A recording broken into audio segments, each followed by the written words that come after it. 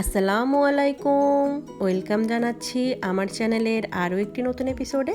আজকে আপনাদের সাথে শেয়ার করব বেকারি স্টাইলের perfect vanilla pound cake recipe.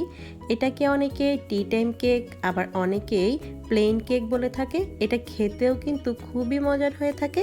তো চলুন আপনাদেরকে আজকের টিউটোরিয়ালটি দেখিয়ে দিচ্ছি। আর মূল রেসিপিতে যাওয়ার আগে বলে নিচ্ছি, যারা এখনও পর্যন্ত আমার চ্যানেলটি সাবস্ক্রাইব করেননি, প্লিজ আমার চ্যানেলটি সাবস্ক্রাইব করে আমাকে সাপোর্ট করবেন। তাহলে চলুন দেখে নেই আজকের টিউটোরিয়াল। প্রথমেই আমি এখানে একটি শুকনো বাটি নিয়ে নিচ্ছি এবং এর মধ্যে নিয়ে নিচ্ছি 100 গ্রাম পরিমাণ রুম টেম্পারেচারে থাকা বাটার। আমি এখানে আড়ংয়ের সল্টেড বাটারটা ইউজ করেছি। আপনারা চাইলে এখানে যে কোনো ধরনের বাটারই ইউজ করতে পারেন, প্রাণ বা আমুল বাটারও এখানে ব্যবহার করা যাবে। আমি এখন বাটারটাকে কিছুক্ষণ খুব ভালোভাবে বিট করে নিচ্ছি। বাটারটাকে বিট করতে করতে যখন এটা কালারটা চেঞ্জ করে কিছুটা সাদাটে টাইপের হয়ে আসবে, তখন এর মধ্যে আমি চিনি অ্যাড করে দেব। এখানে 100 গ্রাম পরিমাণ চিনি আছে। আমি সাধারণ যে চিনিটা আছে সেটা নিয়ে 100 গ্রাম মেপে তারপর এটাকে ব্লেন্ডারে ভালোভাবে গুঁড়ো করে নিয়েছি। এখানে কোনো প্রকার আইসিং সুগার ব্যবহার করা যাবে না।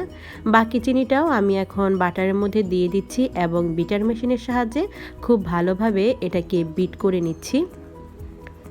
এটাকে আমি ততক্ষণ বিট করব যতক্ষণ পর্যন্ত না এটার কালারটা চেঞ্জ হয়ে পুরো ক্রিমি একটা স্ট্রাকচারে চলে আসে। আমি বাটিটাকে ঘুরিয়ে ঘুরিয়ে খুব ভালোভাবে বিট করে নিচ্ছি। আপনারা দেখে নিশ্চয়ই বুঝতে পারছেন। এখন একটি স্প্যাচুলার সাহায্যে আমি ক্রিমটাকে মাঝখানে এনে নিচ্ছি, যাতে সমস্ত বাটারটা খুব ভালোভাবে বিট হতে পারে এবং খুব ভালোভাবে ফ্লাফি হয়ে যেতে পারে। আনুমানিক 6-7 মিনিট বিট করার পর আমার বাটারটা এমন ফ্লাফি এবং ক্রিমি টেক্সচারে চলে এসেছে। আপনারা দেখে নিশ্চয়ই বুঝতে পারছেন এটা কেমন হয়েছে। তো বাটারটা যখন এ পর্যায়ে চলে আসবে তখন এর মধ্যে আমি ডিম অ্যাড করে দেব। এখানে আমি 2টো ডিম ব্যবহার করব। প্রথমে আমি একটি ডিম দিয়ে এটাকে খুব ভালোভাবে আমি বাটারের সাথে বিট করে নেব। আর খেয়াল রাখতে হবে ডিমটা যেন অবশ্যই রুম টেম্পারেচারে থাকে। প্রথম ডিমটা যখন ভালোভাবে মিশে যাবে তখন আমি দ্বিতীয় ডিমটিও এর মধ্যে অ্যাড করে দেব এবং এটাকে খুব ভালোভাবে বিট করে বাটারের সাথে মিশিয়ে নেব। এখানে দোনোটা ডিম কিন্তু একসাথে ব্যবহার করা যাবে না। এটাকে একটা একটা করে দিতে হবে এবং একটা একটা করে খুব ভালোভাবে বাটারের সাথে মিশিয়ে নিতে হবে। তো এটা যখন খুব ভালোভাবে মিশে যাবে তখন এর মধ্যে দিয়ে দিচ্ছি 1 চামচ পরিমাণ ভ্যানিলা এসেন্স। ভ্যানিলা এসেন্সটা দিয়েও আমি এটাকে খুব ভালোভাবে বিট করে নিচ্ছি। বিট করা হয়ে গেছে। এখন আমি শুকনো উপকরণগুলোকে এর সাথে মিলিয়ে নেব। সেজন্য একটি চালনি দিয়ে এর মধ্যে দিয়ে দিচ্ছি 100 গ্রাম পরিমাণ ময়দা, 1 টেবিল চামচ পরিমাণ কর্নফ্লাওয়ার, দিয়ে দিচ্ছি 1 টেবিল চামচ পরিমাণ গুঁড়ো দুধ, 1/2 চামচ বেকিং পাউডার।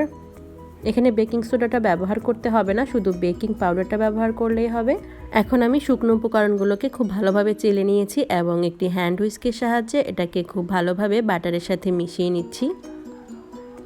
এই মেশানোর সময় ভ্যানিলা স্পঞ্জ কেকের মতো অতটা সাবধানতা অবলম্বন না করলেও চলবে।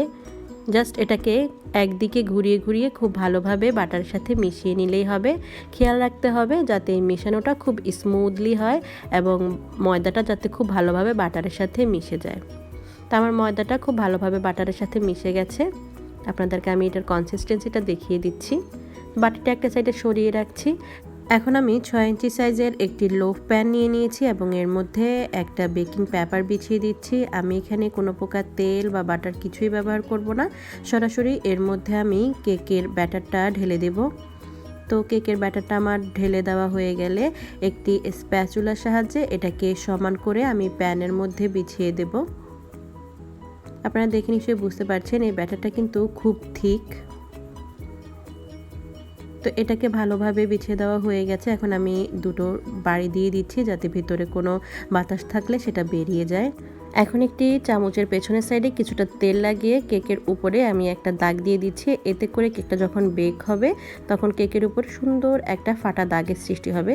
তো আমি এখন কেকটাকে 160 ডিগ্রি তাপমাত্রায় প্রায় 40 মিনিটের মতো বেক করে নিয়েছি। একটা কাঠি ঢুকিয়ে চেক করে নিচ্ছি। তো কাঠিটা ক্লিন বের হয়েছে, তার মানে আমার কেকটা হয়ে গেছে। এখন আমি এই কেকটাতে গরম অবস্থায় এর মধ্যে সুগার সিরাপ ব্রাশ করে দেব। আমি এখানে 1 চামচ চিনি এবং 2 টেবিল চামচ পানি মিশিয়ে একটা সুগার সিরাপ তৈরি করে নিয়েছি। এই সুগার সিরাপটা ব্রাশ করার ফলে কেকের উপরের সাইডটা খুবই সফট থাকবে, এটা শক্ত হয়ে যাবে না। তো ব্রাশ করা হয়ে গেলে এখন আমি কেকটাকে ঠান্ডা হওয়ার জন্য রেখে দিচ্ছি। কেকটা ঠান্ডা হয়ে গেলে আমি কেকটাকে মোল্ড থেকে তুলে নেব। সেজন্য একটি ধারালো নাইফের সাহায্যে আমি মোল্ডের চারপাশটা ছাড়িয়ে নিচ্ছি। তো ছাড়িয়ে নেওয়া হয়ে গেলে এখন একটি ট্রেতে আমি কেকটাকে ট্রান্সফার করে নেব। বেকিং পেপার দেওয়ার ফলে কেকটা খুব সহজেই মোল্ডের গা ছেড়ে উঠে এসেছে। এখন আমি বেকিং পেপারটাও তুলে নিচ্ছি। তো দেখে নিশ্চয়ই বুঝতে পারছেন কেকটা কতটা পারফেক্ট হয়েছে। আপনারাও বাসায় ঠিক এই রেসিপিটি ফলো করে তৈরি করে দেখবেন, আশা করছি নিরাশ হবেন না। আর কেকটা খেতেও কিন্তু খুবই মজার হয়ে থাকে। তো আমি আপনাদেরকে কেটে একটু দেখিয়ে দিচ্ছি কেকটা কতটা পারফেক্ট হয়েছে। তো আশা করছি আমার আজকের টিউটোরিয়ালটি আপনাদের ভালো লেগেছে। ভালো লাগলে প্লিজ একটি লাইক দিবেন, কমেন্ট করে আপনার মূল্যবান মতামতটি আমাদেরকে জানাবেন। ফ্রেন্ডস অ্যান্ড ফ্যামিলির সাথে আমার রেসিপিগুলো শেয়ার করবেন। আমার চ্যানেলটা সাবস্ক্রাইব করে পাশে থাকা বেল বাটনটা ক্লিক করে রাখবেন। পরবর্তীতে আবারও এই ধরনের নতুন নতুন বেকিং রিলেটেড ভিডিও পাওয়ার জন্য। তো সবাই ভালো থাকবেন, সুস্থ থাকবেন। আজ তাহলে এ পর্যন্তই। পরবর্তীতে আবারও দেখা হয়ে যাবে নতুন কোনো রেসিপির সাথে নতুন কোনো দিন। সেই পর্যন্ত আমি এখানেই বিদায় নিচ্ছি। আল্লাহ হাফেজ।